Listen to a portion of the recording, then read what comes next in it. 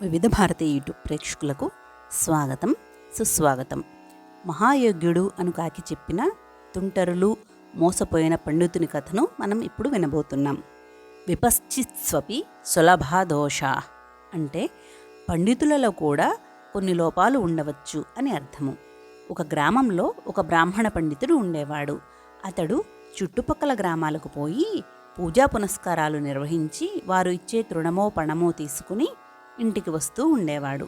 ఒకనాడు ఒక గ్రామమునందు దంపతులొకరు ఈ పండితునికి దక్షిణగా ఒక మేకను ఇచ్చారు.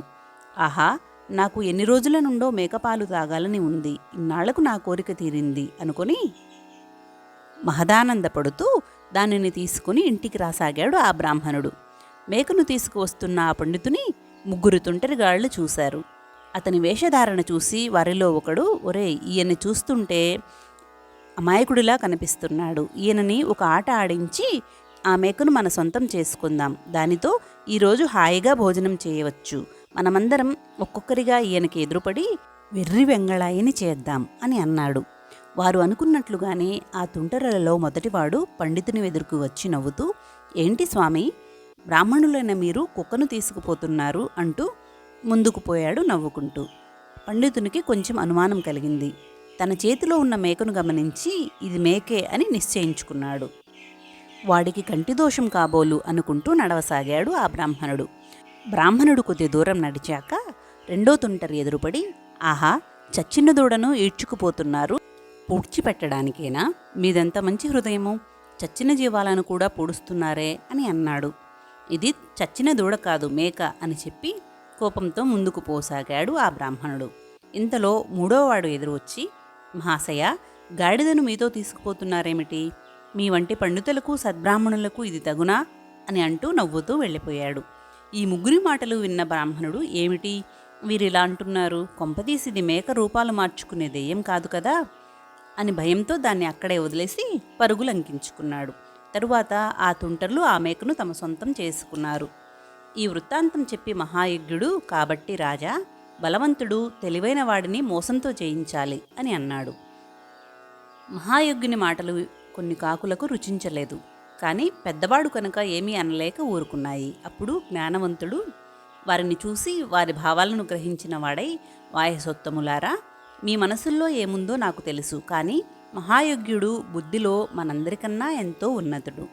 మన క్షేమం కోసమే ఆయన అలా అంటున్నాడు. కానీ రాజు ముందు పరాయి రాజును పొగిడిన వారు ఎంతకైనా తెగించగలరు. కాబట్టి మీరు వెళ్ళండి, నేను ఈ మహాయజ్ఞునికి తగిన శిక్ష విధించి వస్తాను, మీరు పదండి అంటూ వాటిని అక్కడి నుండి పంపించి వేసి మహాయజ్ఞునితో, అయితే ఏం చేయమంటారో సెలవీయండి అని అన్నాడు. మహాయజ్ఞుడు రాజు సూక్ష్మబుద్ధిని మెచ్చుకుని, రాజా, పరిస్థితి ఏమిటో మీరు అర్థం చేసుకున్నారు, కానీ మిగిలిన వాయసములు అర్థం చేసుకోలేదు. అవి ఇప్పుడు ఆవేశంతో ఉన్నాయి. ఆవేశంలో ఉన్నవారు ఏం చెప్పినా అర్థం చేసుకోలేరని చక్కగా ఆలోచించి వాటిని ఇక్కడ నుండి మీరు పంపించి వేశారు. ఉత్తములైన రాజులు తమ ప్రజలకు అపాయం కలగకూడదని ఏదైతే చేస్తారో మీరు అదే చేశారు. ఇప్పుడు నేను చెప్పేది వినండి. మీరందరూ ఇక్కడ నుండి వెళ్ళి దూరంగా ఉన్న కొండల్లో తలదాచుకోండి, నేను మిగతా కథను నడిపిస్తాను అని అన్నాడు. అందుకు అంగీకరించిన జ్ఞానవంతుడు తన వారి దగ్గరకు పోయి, ఆ ద్రోహి మహాయోగ్యుడిని చంపేశాను, ఇక మనం ఇక్కడ ఉండవద్దు అని అప్పటికప్పుడు ఆ ప్రదేశాన్ని ఖాళీ చేసి దూరంగా ఉన్న కొండలలోకి తన వారందరితో సహా వెళ్ళిపోయాడు. ఆ తరువాత మహాయజ్ఞుడు కొద్దిసేపు అక్కడే సమయాన్ని గడిపి సాయంత్రం అవుతూ ఉండగా కొన ఊపిరితో ఉన్నవాడి వలె చెట్టు కింద పడి కొట్టుకోసాగాడు. చీకటి పడగానే మహావీరుడు తన పరివారాన్ని వెంట తీసుకొని ఆవేశంగా వాయసములు ఉన్న చోటుకు వచ్చాడు. అక్కడ ఒక వాయసం కూడా కానరాకపోగా కిందపడి గిలగిలా తన్నుకుంటున్న మహాయజ్ఞుడు కనిపించాడు. దానిని చూసిన మహావీరుడు, ఎవరు నువ్వు? నీ తోటి వాయసములు నిన్ను ఈ పరిస్థితిలో వదిలి వెళ్ళిపోవడానికి కారణమేమిటి అని అడిగాడు. ఎవరు? తమరా గుళ్ళగూబ మహారాజా, మీకు నా నమస్కారములు. శత్రువునని తెలిసి కూడా నా ప్రాణం పోతున్నదన్న జాలితో నా వద్దకు వచ్చిన మీ సహృదయతకు జోహార్లు. నన్ను మహాయజ్ఞుడు అంటారు. నేను మా వాయసములన్నిటికీ కులగురువును. నిన్న మాలోని వాయసము ఒకటి చేసిన నిర్వాకము నాకు తెలిసి మా మహారాజు జ్ఞానవంతునితో విషయమంతా చెప్పాను. అప్పుడతడు మన వాయసము చేసిన దానిలో తప్పేముంది, అయినా ఆ గుడ్డివాడు ఆ గుడ్లగూబ మనకు సార్వభౌముడేంటి అని అన్నాడు. అప్పుడు నేను, రాజా, ఇలా అనడం మీకు క్షేమం కాదు. మహావీరునికి ఈ విషయం తెలిస్తే మనల్ని ప్రాణాలతో వదలడు. తక్షణమే మనమందరం పోయి ఆయనకు క్షమాపణ చెప్పుకొని మన సార్వభౌమునిగా స్వీకరిద్దాం అని అన్నాను. అప్పుడతడు, ఏమిటి, ఆ క్రూరుడిని మన పక్షిజాతికి సార్వభౌమునిగా అంగీకరించాలా మేము? ఆ కురూపి మా వద్ద సేవకునిగా కూడా పనికిరాడు అని నానా మాటలు అని మీ తరపున మాట్లాడినందుకు గాను తన సేనలతో నా ప్రాణాలు పోయేటట్లు దండింపచేశాడు. తరువాత ఇక్కడే ఉంటే మీ వల్ల ప్రమాదమని తెలిసి అందరితో కలిసి పలాయనం చిత్తగించాడు అంటూ ఎంతో బాధను నటించసాగాడు మహాయోగ్యుడు. ఆ వాయసం మాటలు నమ్మిన మహావీరుడు ఎంతో జాలితో అతడిని రక్షించుదామని అన్నాడు దీప్తునితో. అప్పుడు ప్రభు, ఇతను ప్రాణాపాయ స్థితిలో ఉన్నాడు, కాదని అనను. కానీ బ్రాహ్మణుడు ఎంత వేడుకున్నా తన అండకు చేర్చుకోని సర్పము వలె మీరిప్పుడు ప్రవర్తించాలి అన్నాడు దీప్తుడు. ఎవరా సర్పము, ఏమా కథ అన్నాడు మహావీరుడు. దీప్తుడు చెప్పిన బ్రాహ్మణుడు సర్పము అనే కథను మనం ఇప్పుడు వినబోతున్నాం. దురనుబంధం కార్యం నారభేత అంటే చెడుగా పరిణమించే కార్యాన్ని ప్రారంభించకూడదు అని అర్థము. ఒక గ్రామంలో శివయ్య అనే బ్రాహ్మణుడు ఉండేవాడు. సదాచారవంతుడైన అతను అనునిత్యం తన ఇంటి వద్ద ఉన్న పుట్టలోని సర్పానికి పాలు పోస్తూ ఉండేవాడు. చాలా బీదవాడైన అతడిని చూసి ఆ సర్పము జాలిపడి అతడు పాలు పోసిన ప్రతిరోజు ఒక మణిని అనుగ్రహించసాగింది. దానితో అతని దారిద్ర్యము తీరి సకల సంపదలతో జీవించసాగాడు. ఈ సంగతి ఎవరికీ తెలియదు. అందరూ అతడికి ఏదో నిధి దొరికిందని అనుకున్నారు. ఒకనాడు శివయ్య వేరే ఊరు వెళుతూ తన పుత్రుడిని పిలిచి, కుమారా, నేను కొద్ది రోజులు ఇంట్లో ఉండను కనుక నీవు మన ఇంటి సమీపంలోని ఉన్న సర్పానికి పాలు పొయ్యి, అది ఒక మణిని ఇస్తుంది. దానిని మూడో కంటికి తెలియకుండా ఇంటిలో భద్రపరచు అని చెప్పి వెళ్ళిపోయాడు. ఆ విషయం తెలుసుకున్న శివయ్య పుత్రుడు, ఆ పాము వలన మాకు ఇంత సంపద వచ్చిందన్నమాట.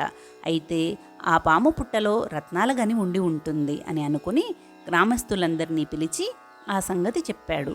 గ్రామస్తులు దురాశాపరులై ఆ పుట్టను త్రవ్వుతూ ఉండగా దానిలో ఉంటున్న పాము బయటకు వచ్చి కనపడకుండా మాయమైపోయింది. గ్రామస్తులు ఆ పుట్టను కూడా త్రవ్వేశారు. కానీ వారికి ఏమీ దొరకలేదు. కొద్ది రోజుల తర్వాత తిరిగి వచ్చిన శివయ్య పుట్ట తవ్వి ఉండడం చూసి కుమారుని ద్వారా విషయం తెలుసుకుని దుఃఖిస్తూ ఆ పాముకై వెతకసాగాడు. అప్పుడు ఆ సర్పము ఇంకొక పుట్టలో శివయ్యకు కనబడింది. దానిని చూస్తూనే శివయ్య, ఓ మహాసర్పమా, నా వల్ల అపచారం జరిగింది. నీవు మా ఇంటికి వస్తే నీకు మరో పుట్టను నిర్మిస్తాను, నీవు అందులో ఉండవచ్చు అని అన్నాడు. అందుకు ఆ సర్పము, శివయ్య, నీ కుమారుని వల్ల నా ప్రాణాలకు ఆపద కలిగింది. ఇక నీ ఆహ్వానాన్ని మన్నించి మళ్ళీ నీ ఇంటికి రాను.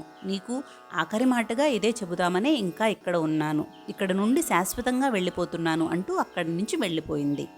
కథ చెప్పడం ముగించిన దీప్తుని మాటకు మరో మంత్రి అయిన మేఘుడు నవ్వి, మహారాజా, శరణు కోరిన వారిని చంపటం ధర్మం కాదు. పూర్వం ఒక పావురాల జంట తమ ఉదాత్తమైన గుణముతో ఒక బోయవాడిని రక్షించాయి అని అన్నాడు. ఎవరా పావురాలు, ఏమా కథ అని అడిగాడు మహావీరుడు. మేఘుడు అనే వాయస మంత్రి చెప్పిన బోయవాడు పావురాల జంట కథను మనం ఇప్పుడు వినబోతున్నాం. శత్రురపి న పాతనీయా వృత్తి, శత్రువైన వాడి కడుపు కొట్టకూడదు అని అర్థం. ఒక అడవిలో హాయిగా నివసిస్తున్న రెండు పావురాలు ఒకరోజు తుఫాను వచ్చే సూచన కనబడటంతో తమ పిల్లలను గూటిలోనే ఉంచి ఆహారం కోసం వెళ్ళాయి. మగపావురం ఆహారాన్ని సంపాదించుకుని తిరిగి వచ్చింది. కానీ ఆడపావురం ఇంకా గూటికి చేరలేదు. ఇంతలో తుఫాను మొదలైంది.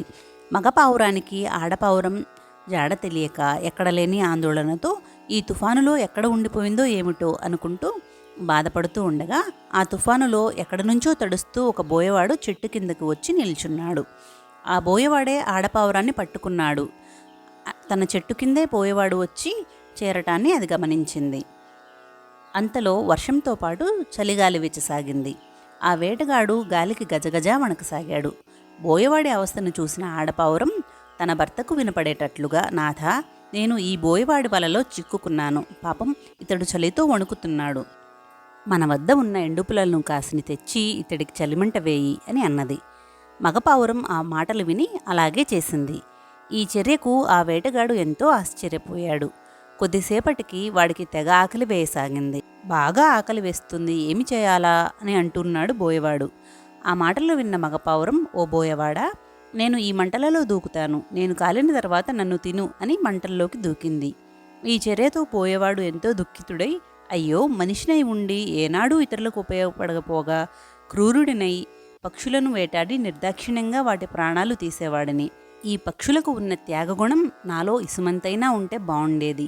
ఇకపై ఇటువంటి నీచపు పని చేయకూడదు అని అంటూ ఆడపావురాన్ని వదిలివేశాడు. అయితే తన భర్త లేని జీవితం తనకు వద్దనుకున్న ఆ ఆడపావురం కూడా తనను కూడా తినమంటూ తన భర్త దూకిన మంటల్లోనే దూకి ప్రాణాలు కోల్పోయింది. పావురాలు చేసిన పనిని చూసిన బోయవాడు ఎంతో బాధపడుతూ చేసేదేమీ లేక వాటి పిల్లలను తీసుకెళ్లి ఇంటికి జాగ్రత్తగా పెంచుకోసాగాడు అంటూ కథ ముగించాడు మేగుడు. మేగుడు చెప్పిన ఈ కథను విన్న శౌర్యుడు అనే మరో వాయసమంత్రి, అవును మహారాజా, మేగుడు చెప్పిన మాట నిజము. నేను కూడా మీకొక కథ చెబుతాను. విరోధిపడిన ఇద్దరు మిత్రుల వలన ఎంతటి ఉపయోగం ఉంటుందో తెలుస్తుంది అంటూ ఇలా చెప్పసాగాడు. శౌర్యుడు అనే కాకి మంత్రి చెప్పిన దొంగ, బ్రహ్మరాక్షసుడు, బ్రాహ్మణుడి కథనం మనం ఇప్పుడు వినబోతున్నాం. కాలవిత్ కార్యం సాధయేత్ అంటే సమయాసమయాలు తెలిసినవాడు కార్యాన్ని సాధించగలుగుతాడు అని అర్థము. ఒక అడవికి అతి సమీపంలో ఒక బ్రాహ్మణుడు నివాసం ఏర్పరచుకుని జీవిస్తూ ఉండేవాడు. అక్కడికి కొంత దూరంలో ఒక బ్రహ్మరాక్షసుడు కూడా ఉండేవాడు. ఒకనాడు బ్రహ్మరాక్షసుడు బ్రాహ్మణుని చూసి, ఆహా, ఎంత నిగనిగలాడుతున్నాడో, వీడిని చూస్తే నాకు నోరు ఊరుతుంది అనుకుని ఆ రాత్రికి బ్రాహ్మణుని తిందామని అనుకుని అతడి ఇంటికి దాపున నక్కి కూర్చున్నాడు. అదే సమయంలో ఒక దొంగ కూడా ఆ ఇంటికి వచ్చాడు. అక్కడ బ్రహ్మరాక్షసుని చూచి ఆ దొంగ ఎంతో భయంతో అరవబోయాడు. బ్రహ్మరాక్షసుడు ఆ దొంగ నోటిని తన చేతితో మూసి, భయపడకు అన్నట్లు సైగ చేశాడు. అప్పుడు కొద్దిగా శాంతించిన ఆ దొంగ, నీవెందుకు ఇక్కడకు వచ్చావు అన్నాడు. ఏముంది, అడవికి వచ్చే నాథుడే కరువైపోయాడు. నరమాంసం తిని చాలా రోజులైంది. ఇన్నాళ్లకు ఈ అడవి సమీపంలో ఈ బ్రాహ్మణుడు నివాసం ఏర్పరచుకున్నాడు.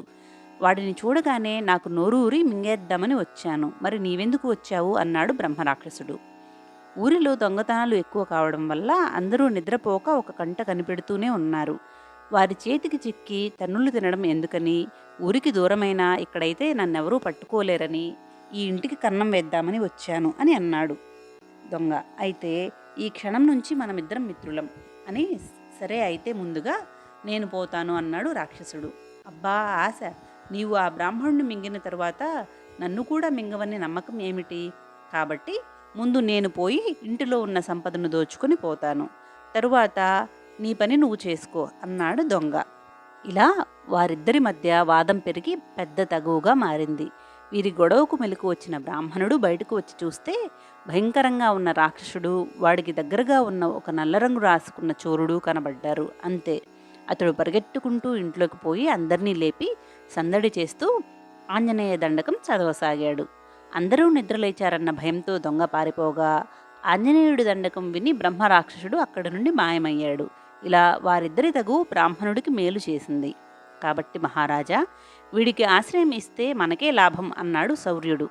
అప్పుడు వర్ణుడు అనే మరో కాకి, శౌర్యుడు చెప్పినది నిజమే.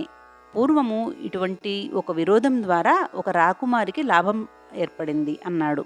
ఎవరా రాకుమారి, ఏమా కథ అన్నాడు మహావీరుడు. వర్ణుడు అనే వాయసం చెప్పిన 2 పాములు రాకుమారి కథను మనం ఇప్పుడు వినబోతున్నాం. సర్వాశ్చ సంపద సర్వోపాయేన పరిగృహిణీయాత్ అంటే అన్ని ఉపాయాలు ఉపయోగించి అన్ని సంపదలు సమకూర్చుకోవాలి అని అర్థము.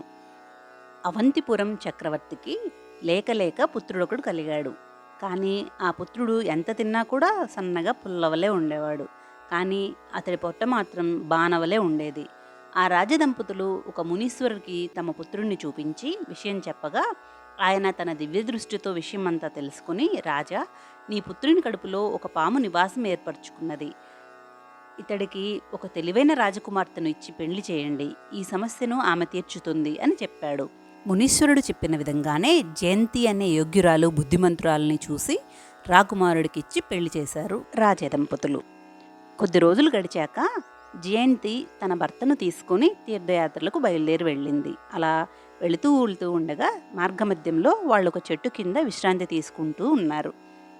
అక్కడికి కొద్ది దూరంలో ఒక పుట్ట ఉన్నది. రాకుమారుడు నిద్రపోవడంతో కడుపులోని పాము బయటకు వచ్చి పుట్టలోని పాముతో మాట్లాడడం మొదలుపెట్టింది. పుట్టలోని పాము, ఆహా, అదృష్టం అంటే నీకుదే కదా.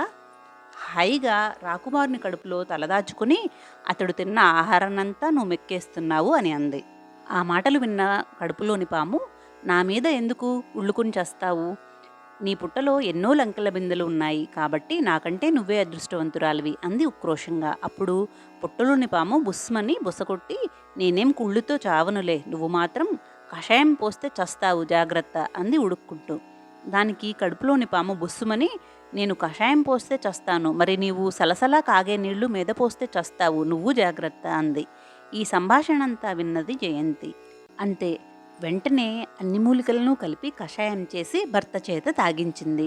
తరువాత బిందెడు నీళ్లు కాగబెట్టి ఆ పాము పుట్టలో పోసింది. దానితో పుట్టలో ఉన్న పాము చనిపోయింది, లోపలున్న బంగారు లంక బిందెలు దొరికాయి.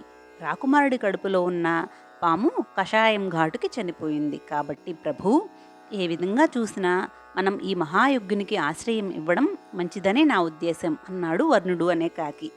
మంత్రుల మాటలు విన్న మహావీరుడు, సరే మీరు చెప్పినట్లే చేద్దాం అంటూ మహాయోగ్యుడిని తమ నివాసానికి తీసుకుపోయి అక్కడ సకల సదుపాయాలు కల్పించి వైద్యులను రప్పించి తగిన వైద్యాన్ని చేయించసాగారు. ఇదంతా మంత్రి అయిన దీప్తుడికి నచ్చలేదు.